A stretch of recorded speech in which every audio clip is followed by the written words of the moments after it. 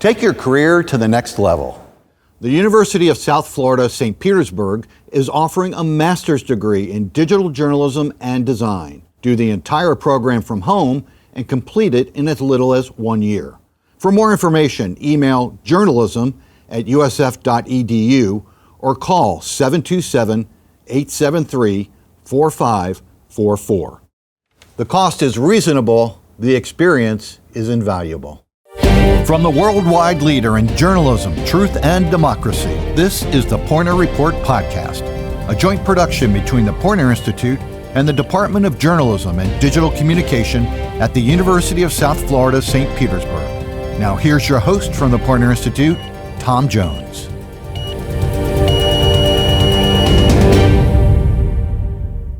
Hey everybody, welcome in. Thanks for listening. Thanks for watching. I cannot believe it's been this long. We've been doing this podcast for over a year now. That this is the first time I'm having today's guest on. I've been working with her at Poynter since 2019, since I started at Poynter. She is Kristen Hare. Kristen is Poynter Faculty's Director of Craft and Local News and the author of Local Edition, which is Poynter's weekly newsletter for and about local journalists. Kristen, thanks for coming on. Hi, Tom. Thanks for having me. I'm so excited to talk to you. And like to start, let me just assure everybody who's listening and watching, this is not going to be all doom and gloom about local news. I promise. No, there's a lot of good stuff to talk about. So I don't want everybody to think that you have a history of writing obits. We'll get into that a little bit. This is not an obit for local news, I promise. But I do want to start off with something. It's interesting. Ren LaForme, who's the managing editor of Poynter and one of the executive producers of this podcast, he and I were talking. I said, I'm having Kristen on the podcast. He said, you know what? You guys going to talk about local news? I said, yeah. He goes, ask her about the article she wrote in 2019. I had just started at Poynter. I remember this article very well. I'm sure you do too. The headline is, did we just experience the hardest decade in journalism? This is a fabulous piece. It was really, I went back and read it in the last couple of days. It's really good. You remember this story, right? Yes. And I've cringed multiple times in the years since it's run. I do remember it. And when you mentioned that we were going to talk about it, I cringed again and then went back and read it. And I thought a couple of things. One, I'm really glad that the headline is a question and not a declarative statement, right?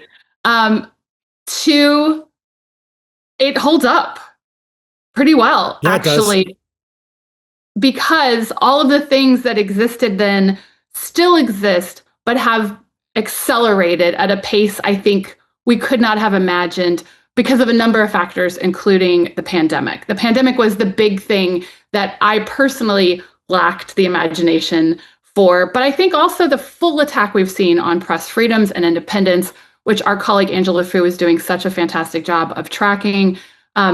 I absolutely lacked the imagination to picture those two things happening, in a very short amount of time. When you went back and looked at that, or when you think back to that piece, like what was the one thing that stood out and said, like, wow, like that was the part that we were asking the question, we were talking about, I remember even in the planning stages of this story, like I remember being in the editorial meeting where you're like, maybe we should do a story on, is this the worst? And it was sort of a sexy question at the time, like this will generate a lot of buzz, but there was a lot of truth behind it. But when you look back and look at it, say, yeah, we were sort of ahead of the game here on asking these particular questions about what was going to happen. Do you remember anything? Yeah. What I remember specifically about wanting to write this story was thinking about, it was really informed by my own career. And so I graduated from Mizzou. I spent 2 years in the Peace Corps, and I started in my first local newspaper newsroom in 2003. And I was there for 5 years. And those were, I think, probably the last normal 5 years in journalism until 2008. And so I've felt really lucky in my career that I worked in a daily newsroom that serves a small community. There were 4 or 5 photographers. There was a copy desk. There were multiple editors. I was on a huge features team. Most of those things don't exist anymore in the way that I got to experience them. And just as I was leaving to move with my husband's job to St. Louis, it was 2008 and we had a recession. And that, looking back in 2019, that was a pretty big deal. And it was the start of some huge changes, things that had been happening slowly, technology, audience habits, the consolidation and the change of ownership of newsrooms. And I think that, like the pandemic, which we hadn't yet experienced when I wrote that article, the recession really accelerated a lot of things. And so I spent the next 5 years in a local nonprofit newsroom in St. Louis working on digital platforms and learning that. And so, Mike, for me, it had been an interesting decade because we had been through so much change in 10 years. No, I think that's a really great point. I think if you ask, particularly newspaper people, if you ask them what happened 2008 in the recession, that's almost like a line that people would say things were different after than they were before. But let me ask you, like, when we talk about all these things, like, the change in digital and Craigslist and different things like that. When you look back, could we as newspaper and industry, local news leaders, could we have stopped it? Was there anything, did we not have the foresight of how quickly technology and everything was going to change? Or was this just going to be a bulldozer that was going to run us over? Like, were mistakes made, I guess is the way to put it? Yeah. And the big one was, like our inability to predict a pandemic, a failure of imagination, right? And a failure to think that people would ever get their information from their tiny phones, that technology would force our habits to change so much. I think that the biggest failure of our industry from really the people at the top was a failure of imagination. And I have thought, because my career has been informed by 5 years at a newspaper and then 5 years at a digital site, and then I came to Poynter, I had to make a decision when I moved digital that it wasn't newspapers that I was about, it was news. It was meeting people and delivering them information. And I've often thought that our industry has had to decide, are we about the medium? Are we about the message? And so many people have clung to the medium. It's about print, it's about broadcast, it's about radio. And that's just how people get information. And we have made it too much about that and not about that they're getting information. Right. As long as I'm being read or listened to or watched, as long as I can create journalism in some way, I don't care how people get it. It does matter, the medium, how I'm going to create it. I mean, we're doing a podcast now, which neither of us would have done at the beginning of our careers. Right. But I think we've focused too much. Newspaper people in particular have been too in love with the format and too devoted to it, and missed the opportunities to continue evolving with our audiences. It's interesting. You always, the one phrase I used to get sick of hearing is, we're going to pivot to video, or we're going to pivot to this. And like that word I thought should have been banned. And I thought the mistake, particularly, like, again, we both come from newspaper backgrounds. I think the mistake that was made is that we didn't tap into, like, if I were wanting to start a newspaper about food, I would go out and hire the best food writers I could find. So if we're going to do stories, we're going to pivot to video, why not tap into broadcast and get people from broadcast to come over? Yeah. And I think that goes back to what you're saying, is like this lack of imagination. Like, let's take the people we already have and try to make them do other things instead of worrying about what's a good way to tell a story. So, right. And I don't want to blame, I don't think our industry is 100% to blame for that lack of imagination. How do you, if you're driving a horse and carriage, how do you picture the car that's soon going to pass you and make you obsolete and make you, a thing that's cute and less relevant, and, something that's relegated to like Christmas movies and parks, right?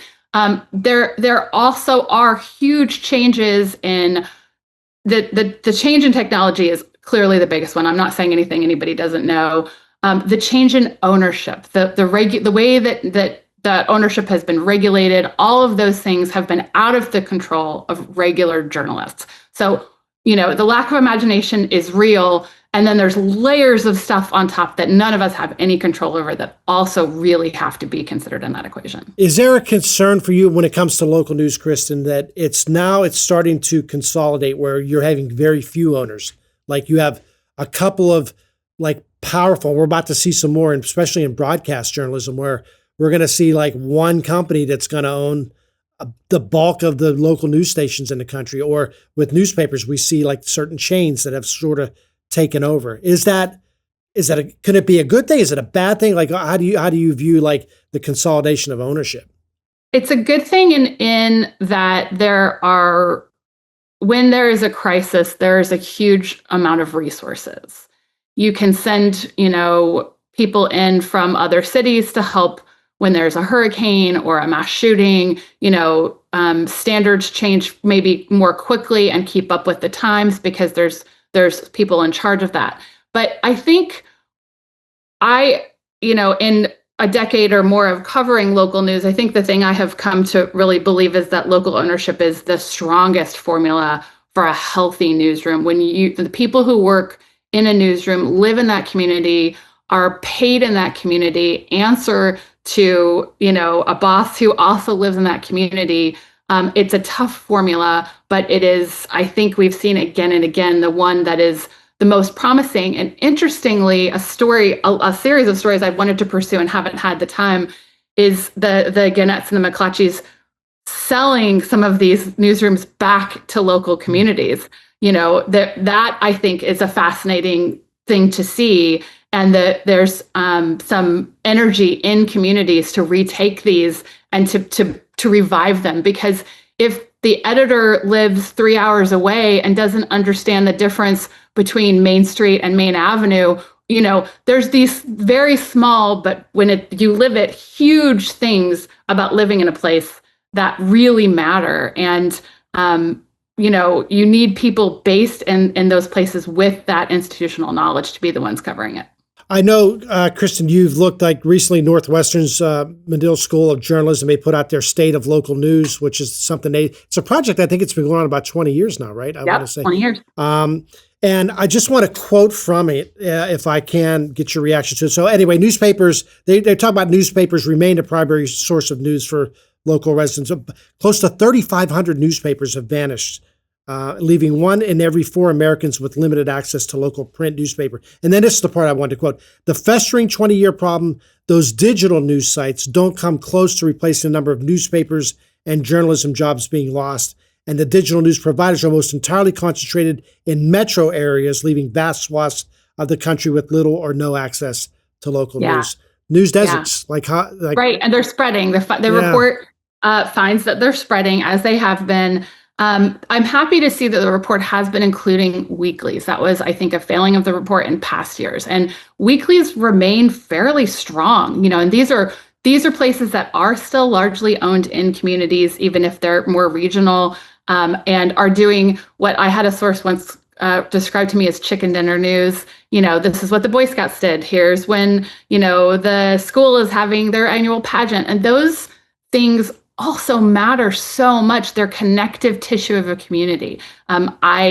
We can talk more about obits, but one of my hypotheses when I started writing obits and made the case that more local newsrooms should be doing them is we need to be reminded of what we have in common, and living in the same place, is a thing we have in common, even if we don't vote the same and we don't worship the same, and we might not even eat the same kind of foods or drink the same kind of beer, but we all if we live in the same place, it's valuable to know about the lives of people who are, breathing the same air as you. That kind of news is connective tissue, and it's really important for our community. Yeah, that was one of the questions I was going to ask you. Maybe you can expand on a little bit. Like, we always look at local news through the lens of the people who are providing the news, and maybe we should be looking more at the people who are consuming that news. Like 100%. What do citizens, what do communities, like, what are they looking for in their local news? What should we be providing them? What do they, in the areas where where there's not a news desert, like, are they looking for,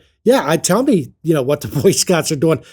Chuck Todd was on this podcast recently, talked about sports could be sort of an inroads to what communities want, local sports.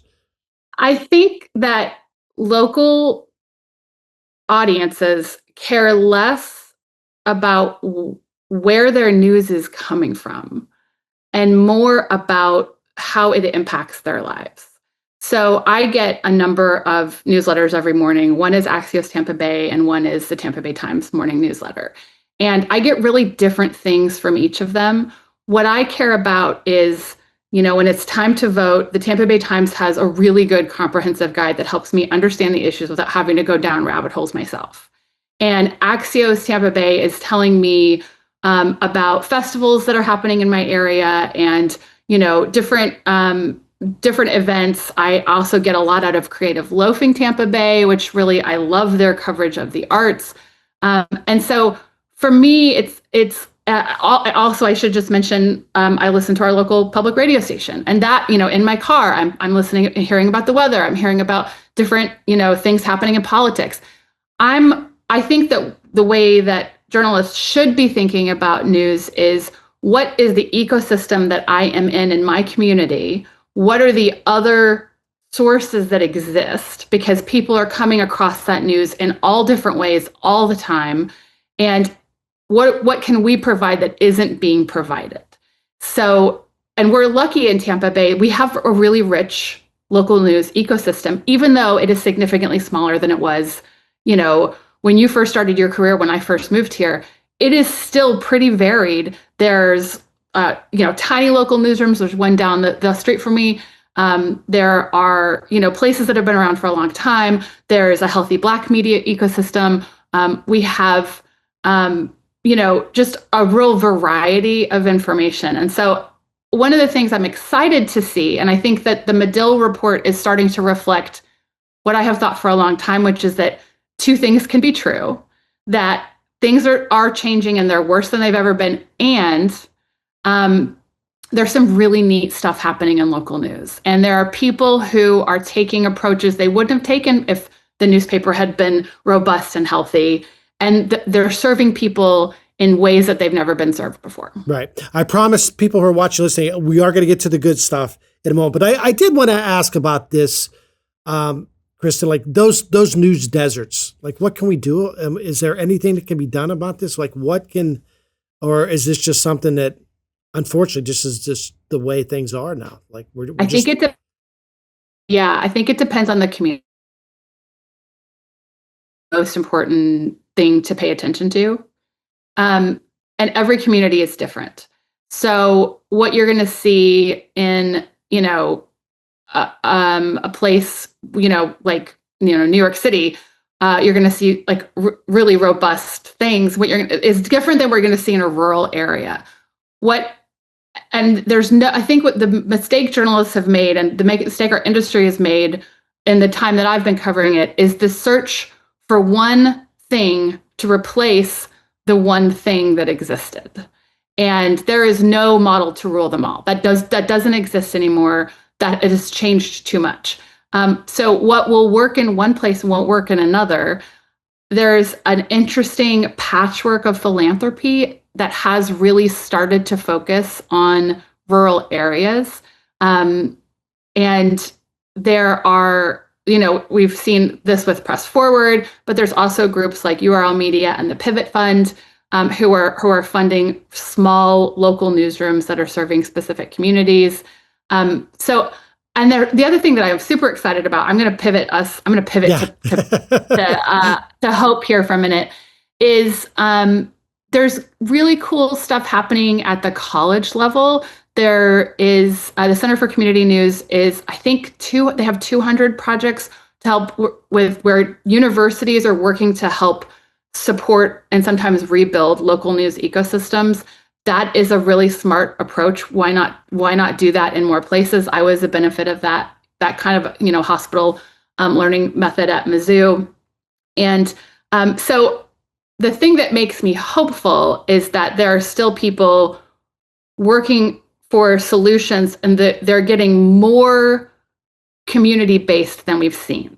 More about, let's not worry about scale. Let's not worry about what we can replicate. What works for this community and this region. Right. One of the things that I find frustrating, and I understand, like these polls and surveys can be helpful, but we see these things, but the media, their trust in the media has never been lower than it is right now. It's at historic levels. It's nobody trusts it. And the questions are very general because I'll have, and I'm sure you do too, I'll have conversations with people in the community or people who read my newsletter, email me. And I said, this is why people don't like the media. And I said, okay, let's delve into this a little bit more. What don't you trust about the media? And it's invariably I don't like Rachel Maddow, or I don't like this story that I saw on CNN. But then you ask them, you're from the St. Louis area. I asked them about the Post-Dispatch. Or I'm from Pittsburgh. I asked somebody recently about, did you see this KDKA TV report? And they're like, oh, I'm not talking about those guys. That's exactly right. And so I think we find like the trust in local media. And I know in talking to Elliot Weiser, who's one of the executive producers of this podcast, like people trust their local anchors, their local weather guy.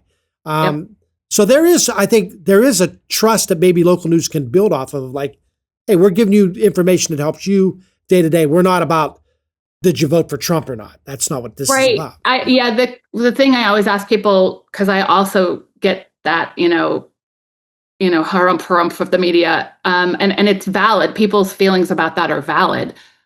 Is what I like to say is, when you say the media, what do you mean? And then they'll list national television networks. Like, okay, let me tell you about this. So I think we have to ask better questions. And really, if we want to get better answers, we need to ask better and more specific questions. But also, trust obviously is hugely important. So is relevance. So is usefulness. Right. The things that I mentioned that I appreciate about our local news sites here are because they're relevant to my life. They're telling me where to get supplies when we have to get ready for a hurricane, where to get information when it's time to vote, what to do if something's wrong with my SunPass, where to go eat because there's a new restaurant in town. And so relevance and usefulness are hugely important. The utility part of local news is something that I think journalists have to continue to remember, that nobody sits around and thinks about us all day. We sit around and think about them. We have to make ourselves relevant and useful in order to continue to remain something that they want to pay for, participate with, support, and share. Right. We're going to take a quick break. I just want to tell everybody, if you're watching us on YouTube, we'd appreciate it. We love it. Subscribe. That would be great. But also, if you're working out or driving in your car, whatever, check us out on Spotify, on Apple, on Google, and give us a nice review. That would help out a bunch as well. When we come back, I promise, good news about local journalism. Who's doing it right after this. Hey, everybody, if you like this podcast, can I ask you a favor? I'd love to make sure you also subscribe to the Poynter Report newsletter, where I bring you the latest news and commentary about the media industry every weekday. If you're already signed up, thanks a lot. But you should also check out some of the other great newsletters we have at poynter.org/newsletters. My colleague, Kristen Hare, focuses on the local news scene in communities all across the country every Wednesday with Local Edition. My editor, Ren LaForme, gives you the roundup of the best media stories from Poynter every Friday in his Open Tabs newsletter. And if you care about misinformation, fact-checking, getting to the truth, the Factually newsletter has you covered. And if you're looking for some great ways to improve your skills in writing, leadership, or ethics, our weekly training digest has you covered. Just go to poynter.org/newsletters and sign up today. All right, Kristen, I promised at the top of the podcast it wasn't going to be all doom and gloom. There's some good stuff going on out there.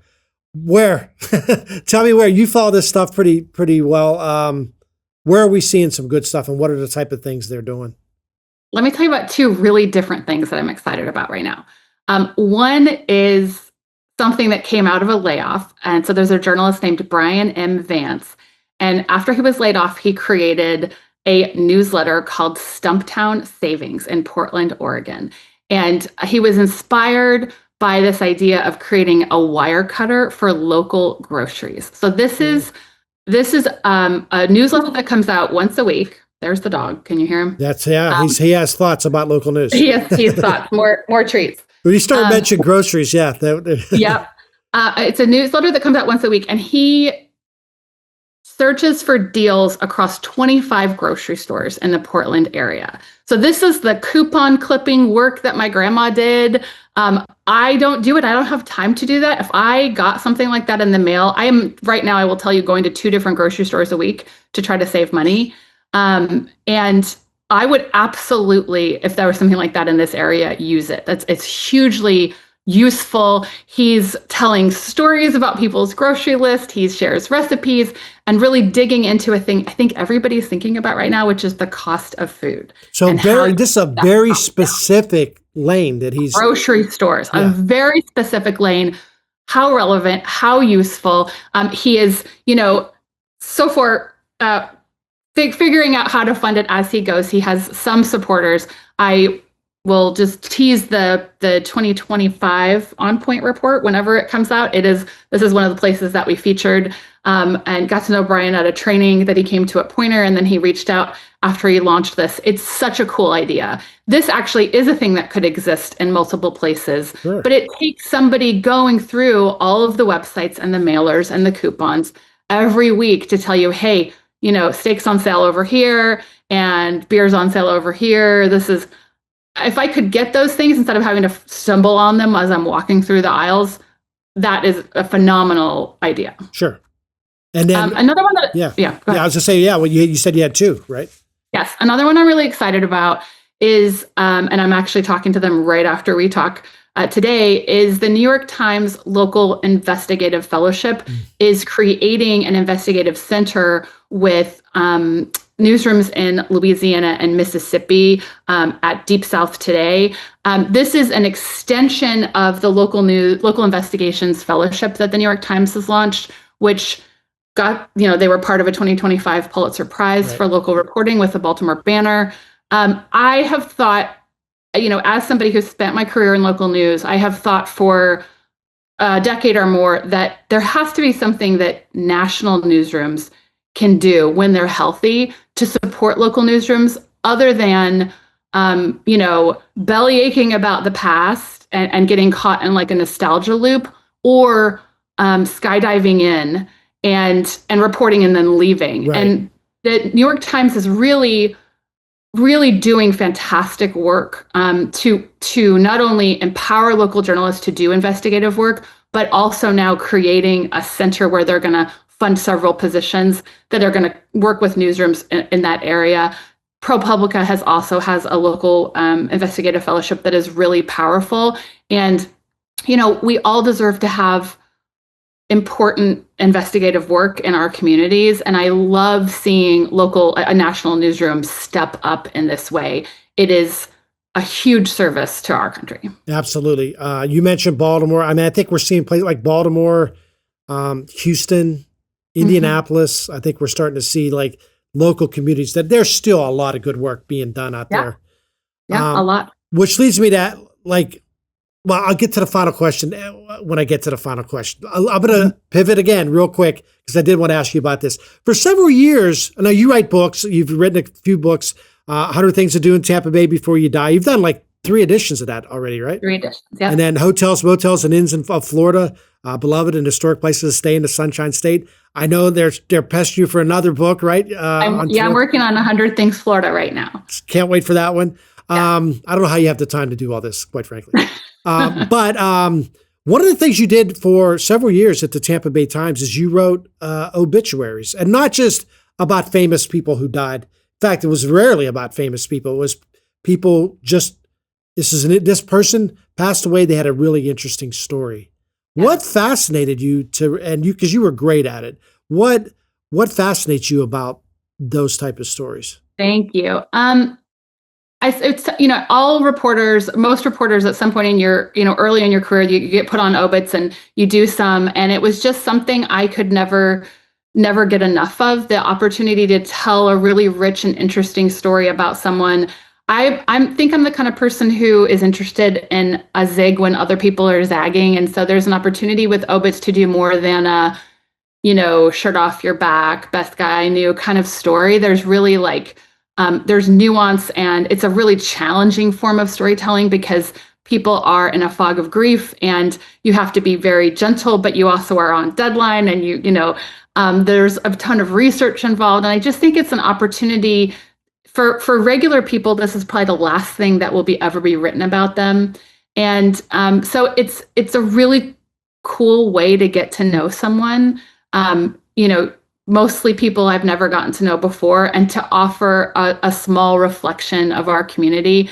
I came to think after several years of writing these for the Tampa Bay Times that I was really just doing tiny community histories, of the people who put up public art and the people who helped the Dali come into being and the people who are behind your favorite restaurant and, all of these places that helped me really understand Tampa Bay better. They were tiny histories told through obituaries, and I loved doing it. When I get an opportunity to write an obit, I still do it. You know what? I don't even know that I consciously made the connection that you write about local news, and these are local news stories. I never thought in those terms. Yeah.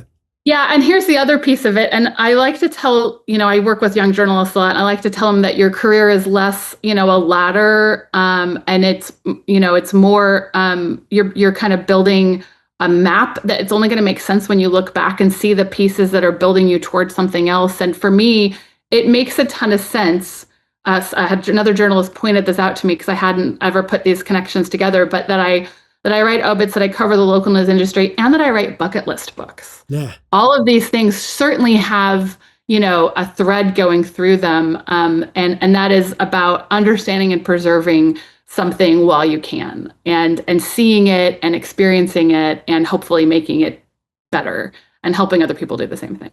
Before we go away from this topic, I did want to mention, because this is a podcast, the Poynter Report podcast. It's about a little bit about Poynter as well. We lost a dear colleague recently, Rick Edmonds, who was a fabulous journalist, had a fabulous career in journalism, was at Poynter for the last couple of decades. And you wrote one of your, masterful pieces on him. Just a quick thought about Rick and what he meant. Yeah, I mean, he was the voice of the, media business industry for about 2 decades. And I knew Rick and admired Rick and always thought him to be good and kind and smart and, humble, collaborative and humble. And what I didn't know, which I learned through writing this obit, was why he was the perfect person to, cover our industry in the moment that we've been in, to help it make sense, to dispel, things that are incorrect. And I always think after I finish an obit, wow, I wish I'd known that person. And after writing Rick's obit, I thought I wish I'd known him better, because I certainly didn't know he was a Pulitzer nominee. I knew there were things I knew about him, but I didn't know specifics. He came up with a group of just really powerful journalists and maintained that. And I think set an example for a whole generation of media reporters about how to do this work. Anytime something big business-wise happened in the media industry, I'm telling you, even up until now, New York Times, CNN, I mean, they were reaching out to Rick to get his thoughts on it. So I was really glad that you wrote that piece. And I learned things about Rick that I didn't know. So I appreciate that. Last question, Kristen. We started off, we talked about your piece back in 2019. Was that the worst decade? ? Are we in the worst decade now? Or I will never predict that again. We are certainly going through it. It is a very interesting time for journalism. And I think, like most people, I've gone from thinking about the decade I'm in to thinking about the day that I'm in, maybe the week that I'm in, and what is coming next. So I have firmly moved out of looking back and predicting, and I'm more in the space of trying to move forward. But you're optimistic though, too, right? Like there's some things to be optimistic about. There are definitely things to be optimistic about. And I encourage anybody who is listening and disagreeing to send me an email, and I will send you a list of things to be optimistic about in your community if I can find them. Awesome. Kristen Hare, thanks so much. You got to come back. Thanks so much. Thank you for listening. Check out our recent episodes. We've had some really cool guests recently, such as Chuck Todd. Jeremy Barr from The Guardian was in our last episode, talked about all the changes going on at CBS News. If you like what you're seeing, like what you're watching, like what you're hearing, give us a good review. Subscribe to our YouTube page. That would be great. Give us a good review, and make sure to check us out on all the platforms you get your podcast. Thanks for watching. See you next time on the Poynter Report Podcast. Thank you for listening to the Poynter Report Podcast. The views and opinions of this episode's guest and the host are not associated with nor reflect those of the University of South Florida. The podcast is produced by the Department of Journalism and Digital Communication at the University of South Florida, St. Petersburg. Executive producers are Elliot Weiser and Ren LaForme. Our producers are Tom Jones and Caden Knowles. Production assistant is Ariel Menkes, and our director is Christopher Campbell. And a special thank you to Neil Brown and Dr. Mark Walter.